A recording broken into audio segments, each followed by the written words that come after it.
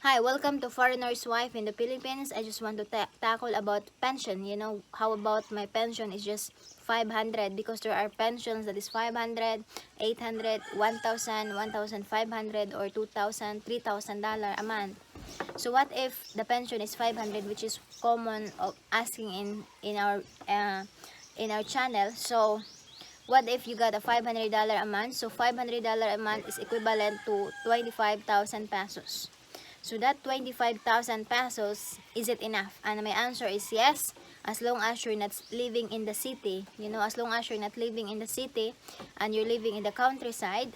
Because if you're here in Talibon, there are some apartment which is 3,000 a month, 3,000 pesos a month, and electricity bill possible is around 1,500 electricity including the water. So plus if you got some extension which is for example 3,000 every other 2 months, so there's still a remaining of around 19 or 18,000, and that goes to your food.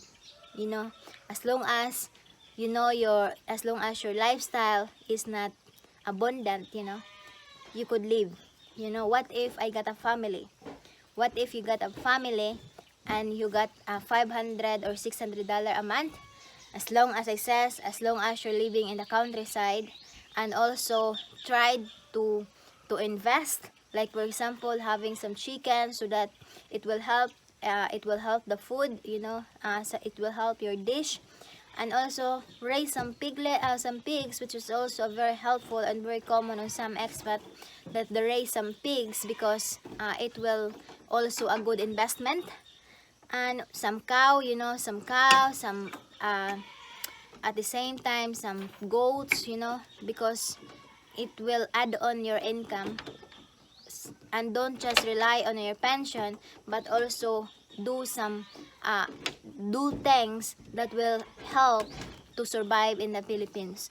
So Terence and I were living in the mountain, and it's also it's also, if your darling, if your wife, for example, you're married already to a Filipina and your wife has an own land, that's a very big help.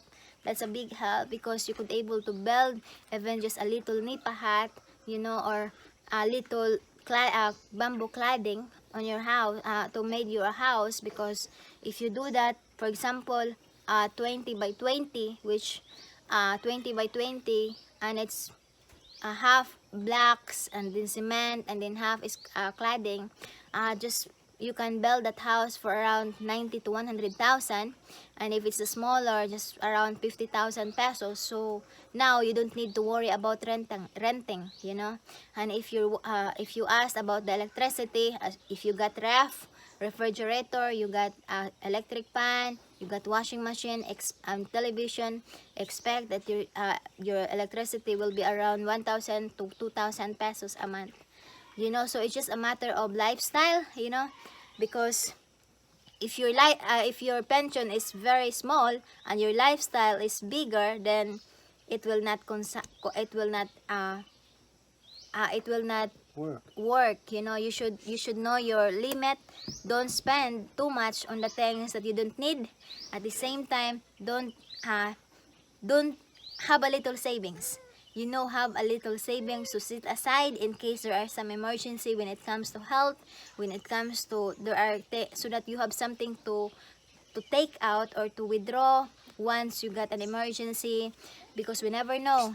So that's one thing. It's not a big savings, it's not a big reserve that you need in the bank, but as long as you got few couple of thousand, you know 5,000 or 10,000 to set aside, so that in case your pensions will be stopped, or your pensions didn't arrive and there are important things to buy, to pay, you have something to get, because that's one thing that you should bear in mind. You're living in a foreign country, but remember that if you're living here in the Philippines, you can borrow, but in the mind of foreigner, borrowing is not exist.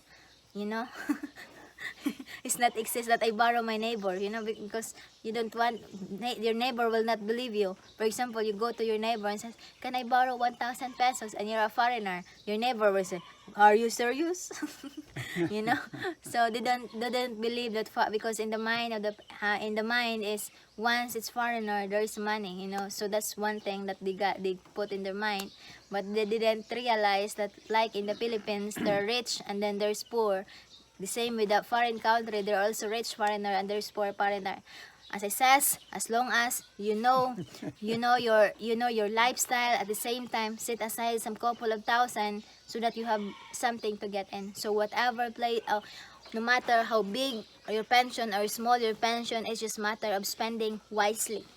You know, so please like, comment, and subscribe. Again, live in the life that you wanted to be, a happy life, and the same time a peaceful life. Because if you got a lot of money but your mind is not peaceful, then it's just like you're living in a garbage can. Have a good day and God bless.